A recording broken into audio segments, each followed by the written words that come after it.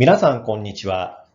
就職氷河期世代応援事業主向けセミナー、就職氷河期世代の人材活用術の第4回をお送りします。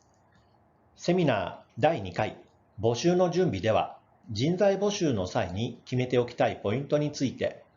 第3回、求職者へアピールでは、ハローワークの求人申込書の書き方のポイントについてご説明させていただきました。初対面の場となる面接において、求職者にどのような質問をし、どこを見て採否の判断をすればよいのか。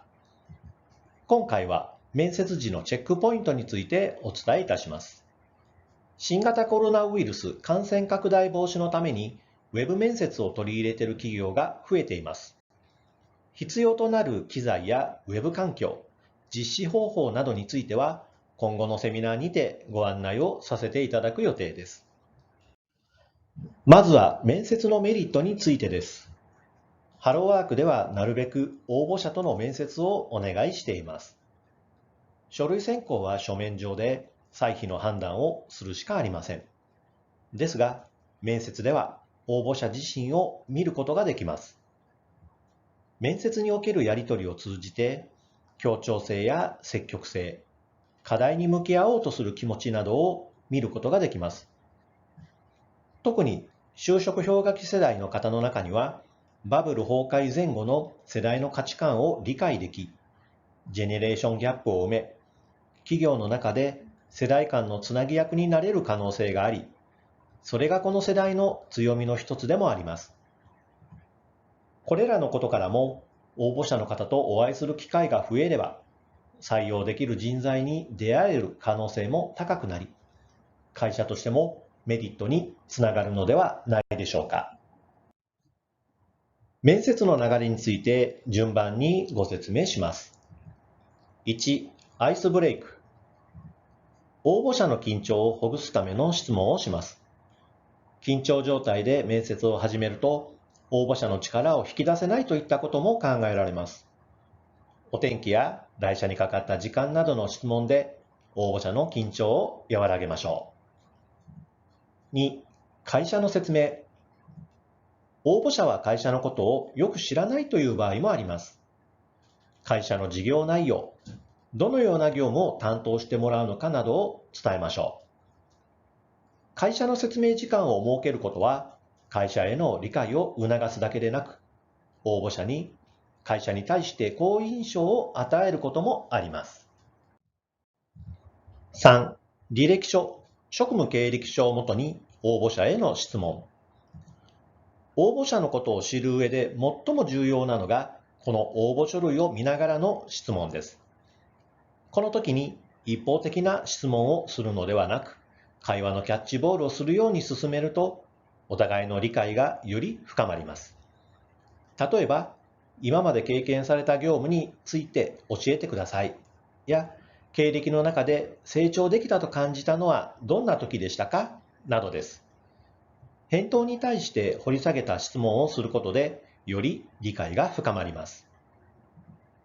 4、応募者からの質問。面接担当者からの質問が終わったら、応募者からの質問も受け付けましょう。応募者からの質問は、その人の会社に対する意欲や重視している価値観などが現れやすい部分です。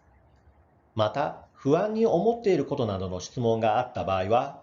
疑問や不安を解消し、会社の好印象につなげる貴重な機会にもなります。5、確認事項。最後に事務的な確認をします。採否までの日数や連絡方法、その他の確認事項があれば確認をして面接は終了です。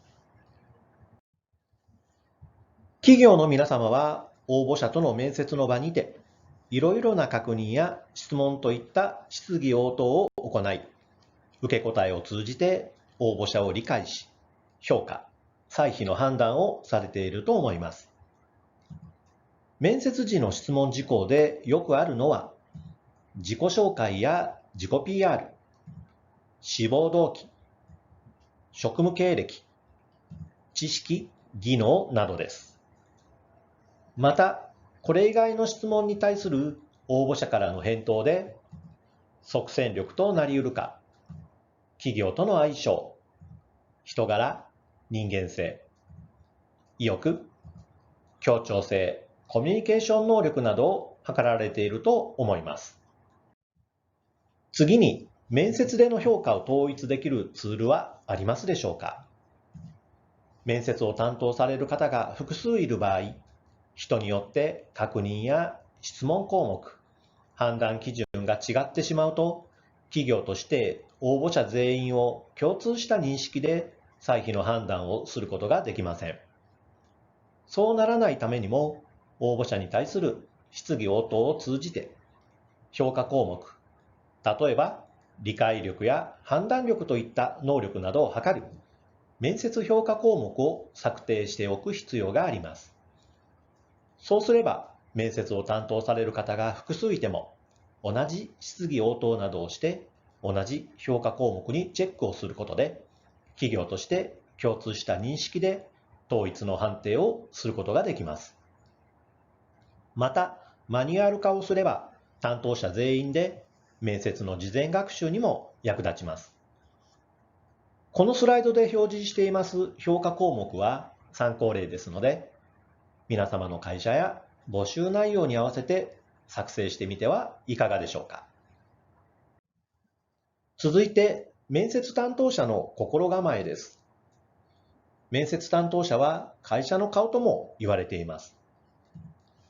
エンジャパングループ人事の味方サイトにあるまずい面接官、ファンを作る面接官、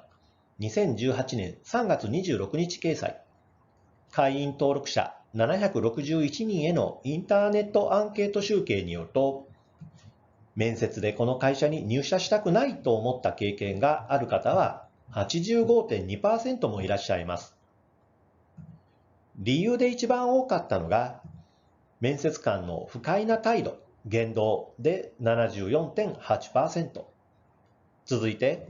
求人情報と面接の話が違ったが 34.0%。面接官の質問内容が就職差別につながるものだったが 29.8% となっています。また、面接でこの会社に入社したいと思った経験がある方は 71.7% いらっしゃいます。理由で一番多かったのが、面接官の人柄、印象が良かったで 85.9%。続いて、面接官が話しやすい雰囲気を作ってくれたが 70.1% と続いています。いずれのアンケート結果でも、面接官の印象がキーワードになっていることからも、会社の顔である面接官に採用の成否がかかっていると言っても過言ではありません。先のスライドでもありました、面接でこの会社に入社したくないと思った理由にもある、面接官の質問内容が就職差別につながるものだったにもあるように、企業の皆様に取り組んでいただきたいのが、公正採用選考人権啓発です。普段から取り組んでいただいていると思いますが、改めての確認をお願いいたします。なぜ啓発が必要なのでしょうか。人を人として見る人間尊重の精神、すなわち応募者の基本的人権を尊重する。応募者の適性、能力を基準として採用を行う。募集にあたり、広く応募者に門戸を開く。これらの考え方が大切だからです。採用選考時に配慮すべき内容として、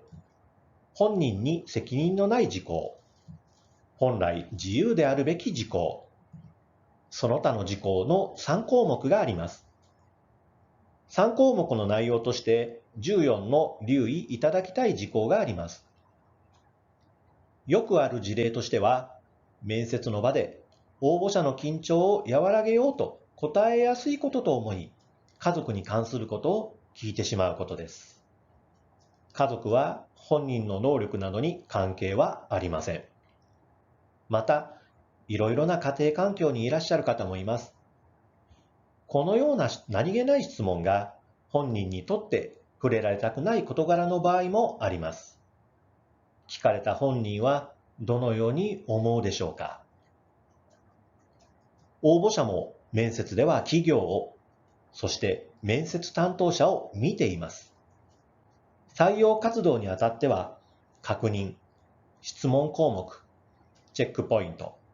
マニュアルなどを作成し、面接担当者同士でぜひ共有していただきたいと思います。次回は対象者を採用したり、非正規雇用の従業員を正規雇用にした際などに支給される助成金の種類と内容についてお伝えします。ご視聴ありがとうございました。次回もぜひご覧ください。